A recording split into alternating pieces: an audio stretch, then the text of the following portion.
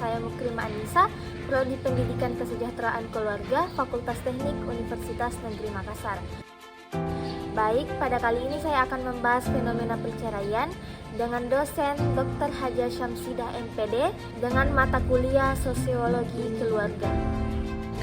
Perceraian merupakan bagian dari perkawinan, sebab jika tidak ada perkawinan, maka tidak ada pula perceraian.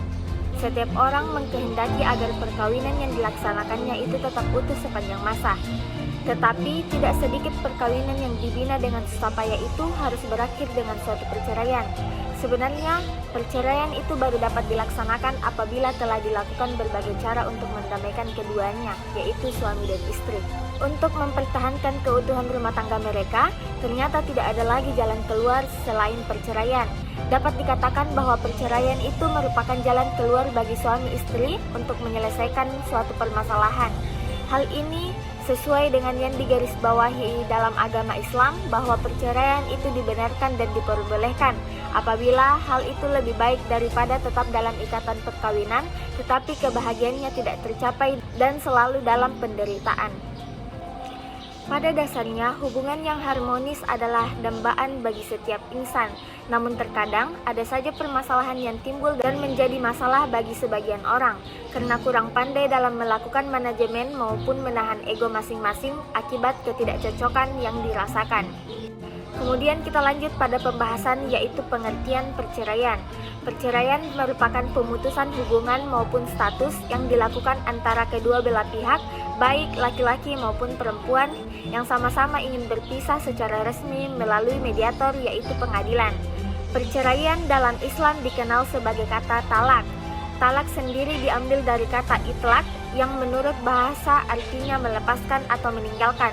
Talak menurut bahasa Arab hal al-qayyidi yang berarti melepaskan ikatan, sedangkan menurut istilah syara yaitu melepaskan tali perkawinan dan mengakhiri hubungan perkawinan. Kemudian lanjut pada pembahasan fenomena perceraian. Fenomena perceraian ini kini banyak terjadi. Usai pernikahan yang baru seumur jagung, rentan terhadap konflik yang berujung perpisahan. Wakil Menteri Agama Nasaruddin Umar mengakui bahwa angka perceraian hingga saat ini masih tetap tinggi. Berdasarkan data Peradilan Agama atau PA, secara nasional angka perceraian pada tahun 2010 mencapai 314.354 pada tingkat pertama, sementara berdasarkan bidangnya, jumlah perceraian mencapai 284,379, yakni cerai gugat. Mendominasi mencapai 190.280 dan cerai talak sebanyak 94.009 dikutip dari merdeka.com. Lantas apa yang menyebabkan perceraian kini begitu mudah terjadi? Ada beberapa faktor dan ini bisa menjadi pembelajaran dan koreksi bagi kehidupan rumah tangga Anda kelak. Yang pertama, pasangan sering mengabaikan kewajiban terhadap rumah tangga dan anak, seperti jarang pulang ke rumah, tidak adanya kedekatan emosional dengan anak dan pasangan.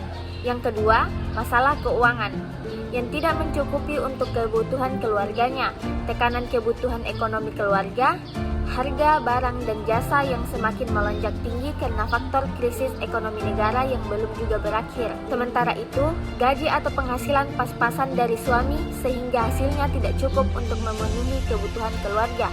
Agar dapat menyelesaikan masalah itu, kemungkinan seorang istri menuntut cerai dari suaminya. Kemudian yang ketiga, adanya kekerasan fisik terhadap pasangan. Kemudian yang keempat, sering membentak dan mengeluarkan kata-kata kasar yang menyakitkan.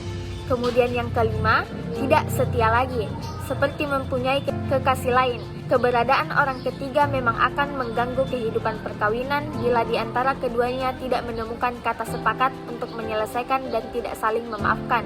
Akhirnya, perceraianlah jalan terbaik untuk mengakhiri hubungan pernikahan tersebut.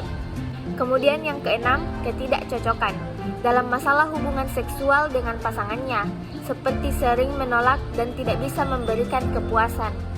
Kemudian yang ketujuh, sering mabuk. Yang kedelapan, adanya keterlibatan atau campur tangan dengan tekanan sosial dari pihak kerabat pasangannya. Kemudian kesembilan, sering muncul kecurigaan, kecemburuan serta tidak kepercayaan dari pasangannya sendiri. Kemudian yang ke-10, berkurangnya perasaan cinta sehingga jarang berkomunikasi, kurang perhatian, dan kebersamaan di antara pasangan. Kemudian yang ke-11, adanya tuntutan yang dianggap terlalu berlebihan sehingga pasangan sering menjadi tidak sabar, tidak ada toleransi yang dirasakan, dan terlalu menguasai. Perceraian merupakan titik puncak dari pengumpulan berbagai masalah yang menumpuk beberapa waktu sebelumnya dan jalan terakhir yang harus ditempuh ketika hubungan perkawinan itu sudah tidak dapat dipertahankan lagi. Kemudian yang terakhir adalah tidak mempunyai keturunan. Tidak mempunyai keturunan ini juga dapat memicu permasalahan di antara kedua pasangan. Guna menyelesaikan permasalahan keturunan ini, mereka sepakat untuk mengakhiri pernikahan itu dengan bercerai. Kemudian ada beberapa dampak perceraian bagi seorang anak. Yang pertama, kehilangan keinginan untuk berinteraksi sosial.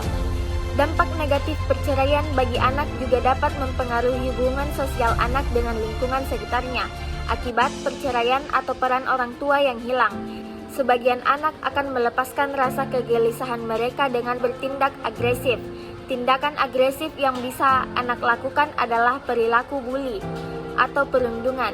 Jika orang tua membiarkannya, hal ini dapat mempengaruhi hubungan anak dengan teman sebayanya. Kemudian yang kedua, mudah terpengaruh hal negatif. Dampak negatif perceraian pada anak juga menyebabkan si kecil yang beranjak remaja mudah terpengaruh oleh hal-hal buruk yang ditemui dalam pergaulan, seperti merokok, meminum alkohol, dan menggunakan narkoba. Hal ini disebabkan anak merasa tidak lagi diperhatikan oleh orang tuanya yang sibuk dengan masalah rumah tangga. Terlebihnya, jika perceraian melalui proses yang tidak mudah, sehingga masing-masing orang tua membutuhkan waktu untuk memulihkan dirinya sendiri, sehingga mereka mengabaikan anak-anaknya. Kemudian yang ketiga, perubahan suasana hati yang parah. Dampak negatif perceraian pada anak, si kecil tidak lagi merasakan kehangatan dan kebahagiaan. Karenanya, perubahan suasana hati cenderung dialami oleh seorang anak.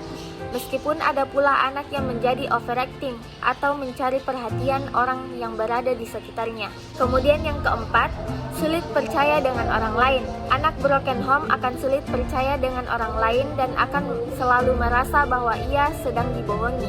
Perasaan sulit menaruh kepercayaan pada orang lain ini dapat menyebabkan anak mudah frustasi dan sering berkecil hati saat berhubungan dengan orang lain. Kemudian yang kelima, mengalami kesedihan akut bahkan stres. Dampak negatif perceraian pada anak, tanpa disadari anak akan merasa bahwa dia adalah penyebab orang tuanya bercerai dan mereka juga merasakan tanggung jawab untuk membuat orang tuanya kembali baik lagi.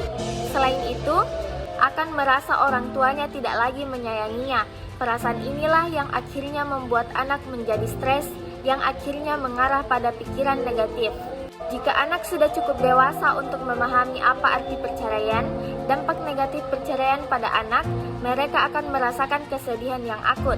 Setelah mengetahui bahwa orang tua mereka tidak lagi bersama, perasaan ini bahkan bisa berujung pada depresi dini dan menyebabkan kesedihan dalam waktu yang lama.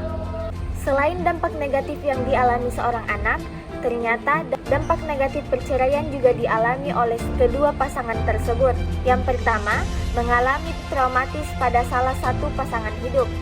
Individu yang telah berupaya dengan sungguh-sungguh dalam menjalankan kehidupan pernikahan dan ternyata harus berakhir dalam perceraian.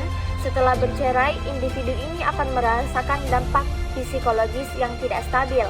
Ketidakstabilan psikologis ditandai dengan kesedihan, kekecewaan, frustasi, tidak nyaman, tidak tentram, tidak bahagia, stres, depresi, takut, dan khawatir dalam diri individu. Akibatnya, individu akan memiliki sikap benci, dendam, marah, menyalahkan diri sendiri, ataupun menyalahkan mantan pasangannya. Kemudian yang kedua, ketidakstabilan kehidupan dalam pekerjaan. Setelah bercerai, individu akan merasakan dampak psikologis yang tidak stabil. Akibatnya, secara psikologis mereka tidak dapat tidur dan tidak dapat berkonsentrasi dalam pekerjaan, sehingga mengganggu kehidupan kerjanya. Misalnya, prestasi kerja menurun. Kemudian ternyata ada beberapa hal untuk mencegah perceraian. Contohnya yang pertama, berkomitmen dalam hubungan. Perlu diingat, perceraian bukanlah sebuah pilihan, melainkan keputusan akhir di mana kalian berdua sudah bertemu dengan jalan buntu. Tanyakan pada diri sendiri, apakah ini yang kamu mau?